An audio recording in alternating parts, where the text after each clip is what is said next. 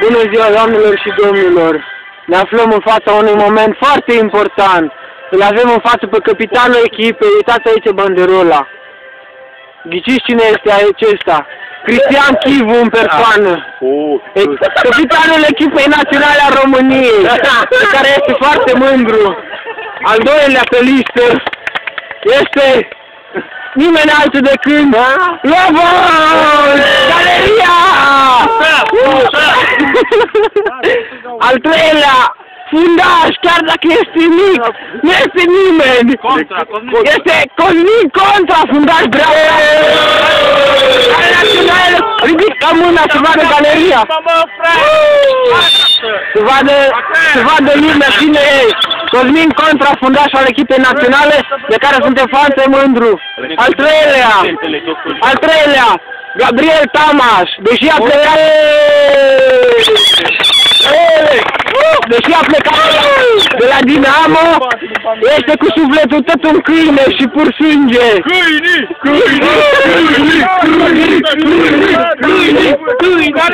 Al patrulea, omul de bază de la Steaua, Mirel Rădoi.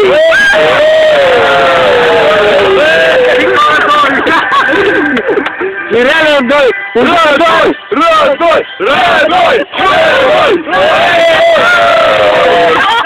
Un jucător pe care Becali cere 20 de milioane de dolari.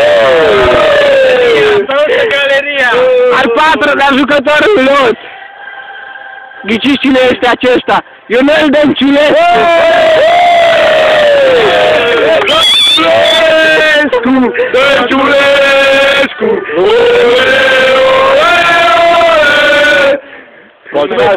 Un jucător pe care Dinamo se bazează foarte mult în ultimul timp și marchează foarte multe goluri. Al cincelea jucător este Daniel Burdan. Alexa, cum îl cheamă numele de familie? Daniel Alexa.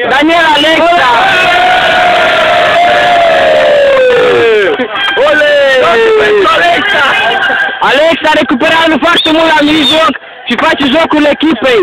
Este cel mai dur jucător din Marius Nasola! Cel mai dur jucător din echipă! Acum. Nicoliță! Jucătorul de la Steaua care ne reprezintă este Bănel!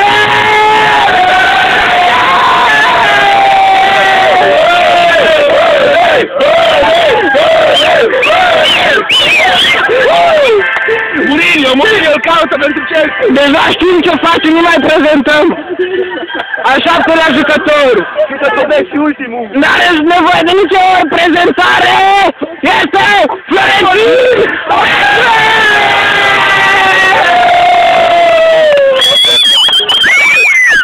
Al optulea pe listă este atacantul Daniel Pancu!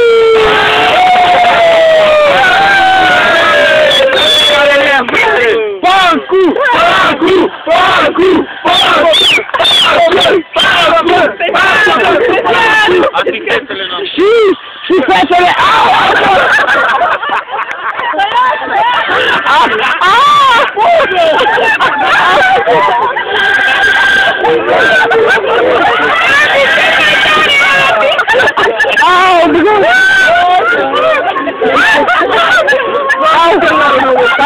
aici. Și fetele din galerie, Laura Andresan!